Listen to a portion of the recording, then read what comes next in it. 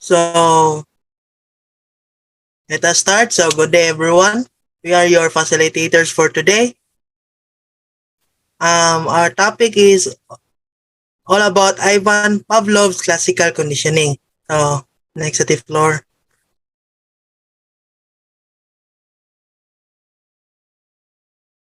Um, so Ivan Pavlov. So his full name is Ivan Petrovich Pavlov. So he was born in September 26, 1849 in Ryazan in Russia and died in February 27, 1936 in Leningrad, Russian. So he is a Russian psychologist known chiefly for his development of the concept of conditioned reflex. So he was a Soviet psychologist. Ivan Petrovich Pavlov was a Soviet and a psychologist known primarily for his classical conditioning. From his childhood, Pavlov demonstrated intellectual curiosity. Wait, sa di maklaro. Curiosity days, Pavlov demonstrate intellectual curiosity along with unusual energy, which he referred as instinct of research. So, Ivan Petrovich Pavlov was a Soviet and Russian psychologist who was best known for his work in classical conditioning. Pavlov displayed intellectual curiosity as a child as well as unusual energy that he referred as the instinct for research. So, the father of Russian psychology were spreading. Pavlov abandoned his career, his religious career, and devoted his life to science. In 1970, he enrolled in physics and mathematics department at the University of St.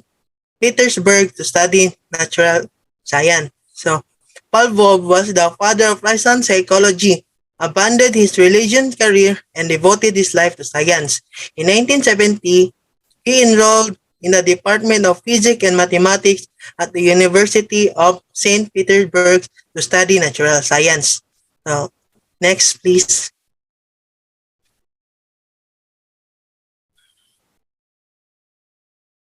So, discovered by a Russian psychologist, Ivan Pavlov, the classical conditioning is a type of unconscious or automatic learning. This learning process creates a conditioned response through associations between an unconditioned stimulus and neutral stimulus.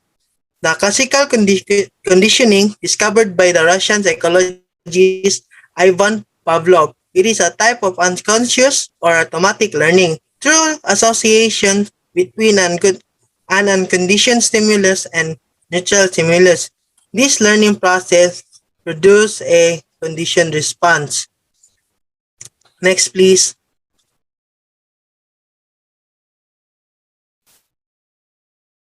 Next.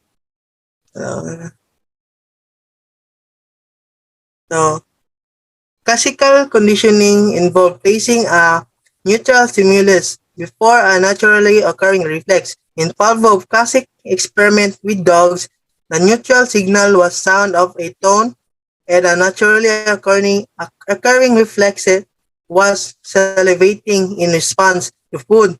By associating the neutral stimulus, the sound, with the unconditioned stimulus, which is the food, the sound of the tone alone could produce the salivation response. So, next, please.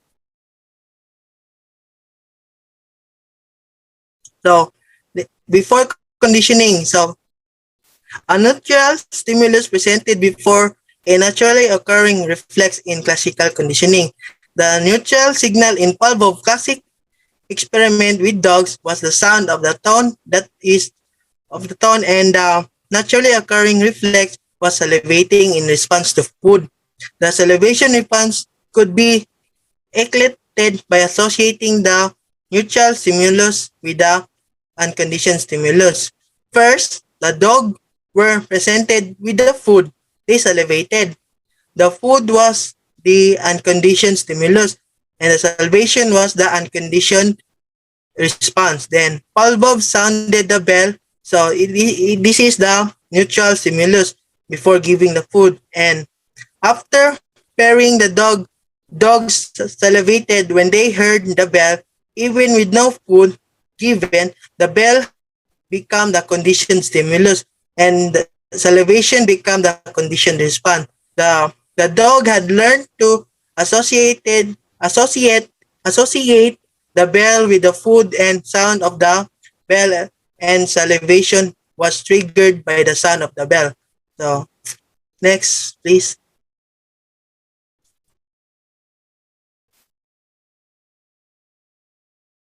Next. So classical conditioning definition. So the classical condition, also sometimes referred as Pav- Pavlovian conditioning, use different terms to help explain learning process. Knowing this basic will help you understand classical conditioning. Although classical conditioning was not discovered by a psychologist, it has had a tremendous influence over a school of thought in psychology known as behaviorism. So behaviorism assumes that all learning occurs through interaction with the environment, that environment shapes behavior. So Pavlov showed that classical conditioning leads to learning by association. Classical conditioning, also known the Pavlovian Pavlovian conditioning, employs a number of terms to describe the learning process. Understanding classical conditioning will be easier if you understand the fundamentals.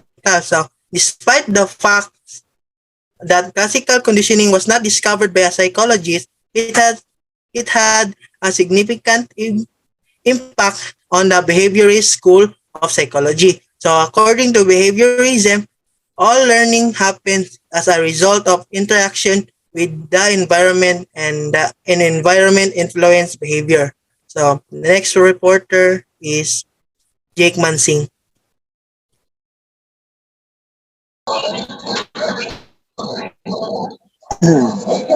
So in this area, so we will be discussing the unconditioned stimulus, neutral stimulus, conditioned stimulus, unconditioned response, and conditioned response, and three phases of classical conditioning.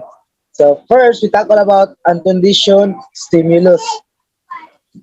So unconditioned stimulus is a stimulus or trigger that leads to an automatic response.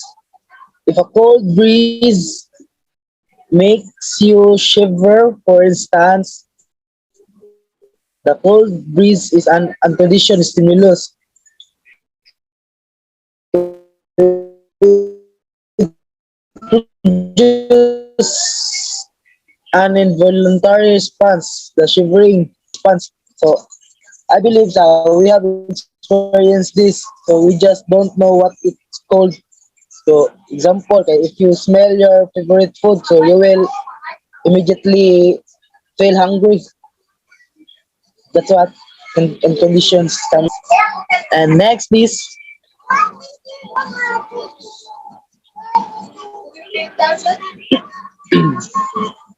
So neutral stimulus.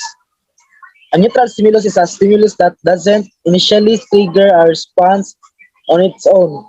If you hear the sound of a fan but don't feel the breeze, for example, it wouldn't necessarily trigger a response. That would make it a neutral stimulus. So it is a stimulus that does not produce an automatic response.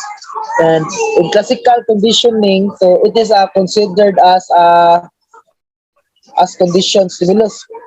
So ang example namin sa neutral stimulus is kanang example is kanang hearing a song. So when it is initially represented, the neural stimulus has no effect. And next one is the conditioned stimulus. So a conditioned stimulus is a stimulus that was once neutral, didn't trigger a response, but now leads to a response. If you previously didn't pay attention to dogs, but then got bit by one, and now you feel fear every time you see a dog. So the dog has become a conditioned stimulus.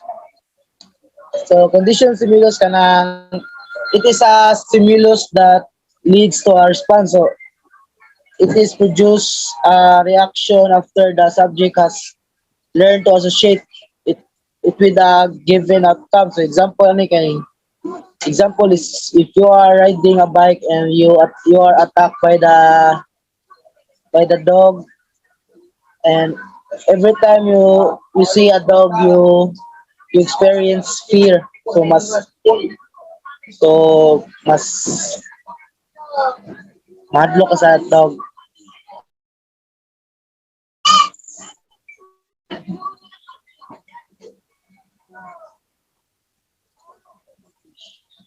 Unconditioned response. So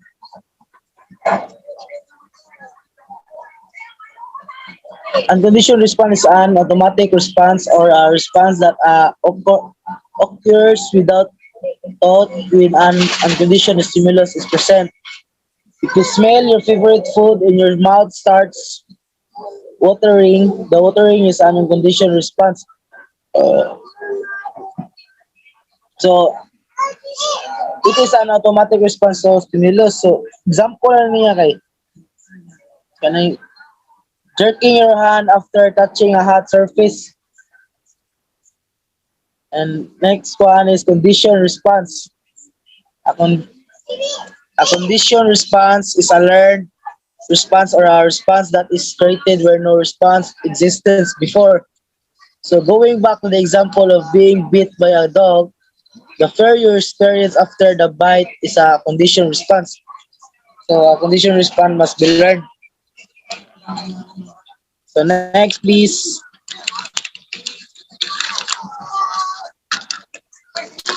So how classical condition works? Classical condition involves forming an association between two stimuli resulting in a learned response. For there are I so before we tackle this one, so to sum up the katong akong gidiscuss ganina di kay. So ang sum up dato ganina kay so unconditioned stimulus or UCS always gives an unconditioned response or UCR. So when the conditioned stimulus or CS is paired over over and over again with an unconditioned stimulus or UCS. So it eventually give a response equivalent to unconditioned response or UCR. So that is now a conditioned response. So so let's tackle this one. So how classical condition works? So classical condition involves forming an association between two stimuli resulting in a learned response. Or there are three basic phases of this process. So we will be discussing the process of classical conditioning, which consists of three phases. So next, so phase one, before conditioning. Before conditioning. So the first part of the classical conditioning process requires a naturally curing stimulus that will automatically elicit a response. Salivating in response to the smell of food is a good example of naturally curing stimulus. So it is the part of the classical conditioning process that requires a stimulus and obtain an automatic response. So during this phase of the process, so the unconditioned stimulus or UCS results in an unconditional response or UCR. So for presenting food, the UCS naturally and automatically triggers a salivation response, the UCR. So it is a natural response that wasn't thought. So the next reporter is Annie. Continue this one. Oh, so the next one we have the two critical components of this phase of classical conditioning. So first we have the unconditioned stimulus and the unconditioned response. So ang kaniyang unconditioned stimulus is one that unconditionally, naturally, and automatically triggers a response. So mo ni ang example ni Jake ganina. For example, when you smell one of their favorite food, you immediately feel hungry. So in this example, the smell of the food is muna siya ang ginatawag og unconditioned. Unconditioned stimulus. So the next one, we have the unconditioned response. So it's the unlearned response that occurs naturally in response to the unconditioned stimulus. So for example, the feeling of hunger in response to smell of the food, muna siya ang ginatawag og unconditioned response. So palihog kog next by. So the next one, we have the phase 2. So during conditioning. So during the second phase of the classical conditioning, so the previously neutral stimulus is repeatedly paired with the unconditioned stimulus. So as a result of this pairing, an association between the previously neutral stimulus and the UCS is formed. So at this point, the once neutral stimulus becomes known as the conditioned stimulus or CS, the subject has now been conditioned to respond at this stimulus. So the conditioned stimulus is a previously neutral stimulus that after becoming associated with unconditioned stimulus, so eventually comes to trigger a conditioned response. So for example, when you smell your favorite food, you also hear the sounds of whistle. So while the whistle is unrelated to the smell of the food, so if the sounds of the whistle was paired in a multiple times with a smell, the whistle sound will eventually trigger the conditioned response. So in this case, the sound of the whistle is conditioned stimulus. So the next one, we have a after conditioning. So once the association has been made between the UCS and the CS presenting the conditioned stimulus alone will come to evoke a response. Even without the conditioned stimulus, the resulting response is known as the conditioned response or a CR. So the conditioned response is a learned response to the previous neutral stimulus.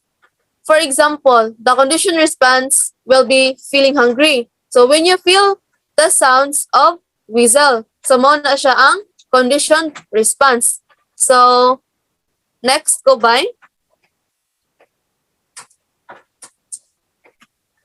So Renata dire 5K of classical conditioning. So K and principles of behaviorism have described a number of different phenomena. So natay 5 principles of classical conditioning. Please go next by. So the first one, we have the accusation. So accusation is the initial stage of learning. So when a response is first established and gradually strengthened during the acquisition phase of classical conditioning, a neutral stimulus is repeatedly paired with unconditioned stimulus.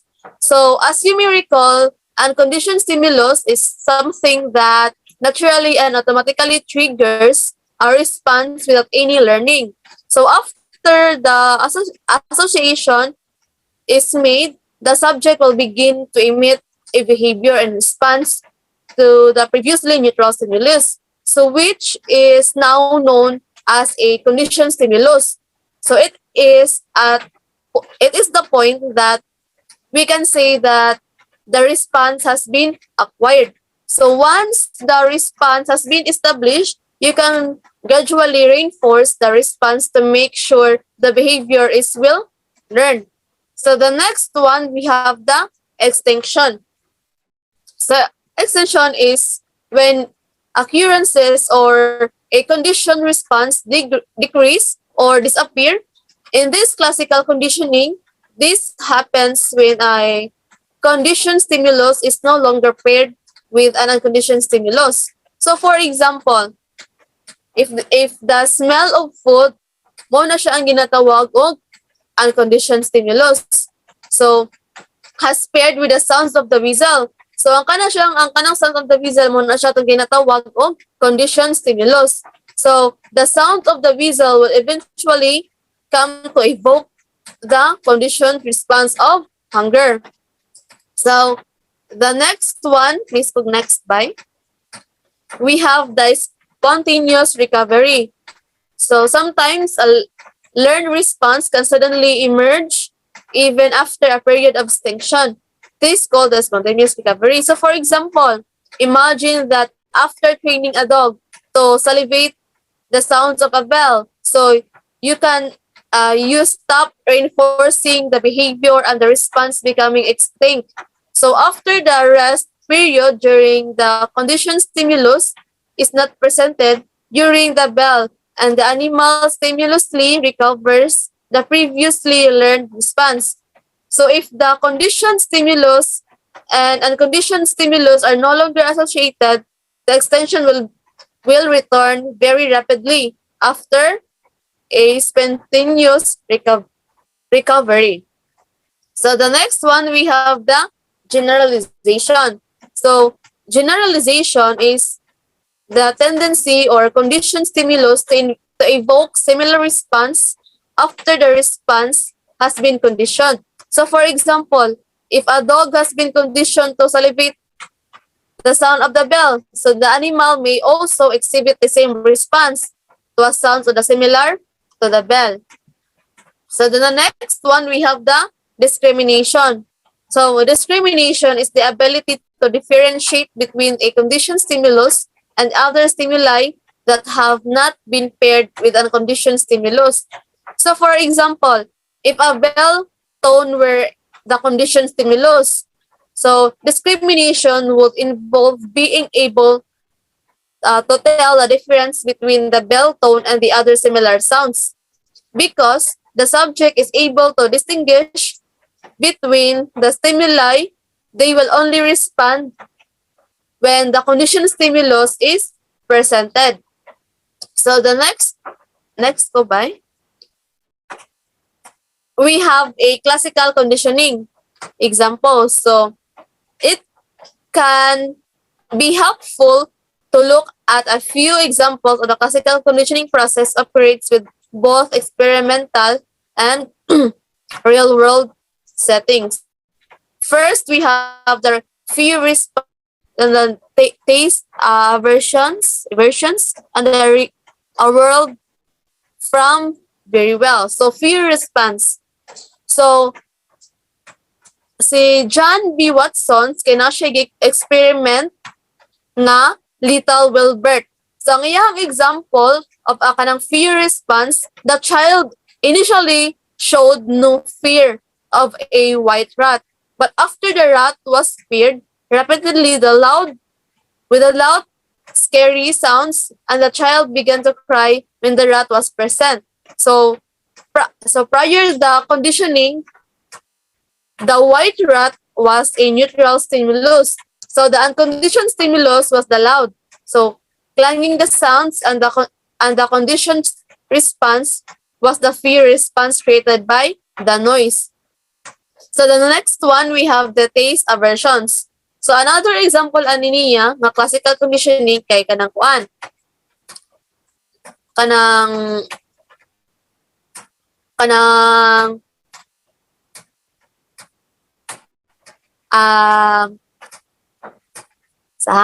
the radiation represents the kanang kuan ay wait lang sa ha ako lang sa basahan pa.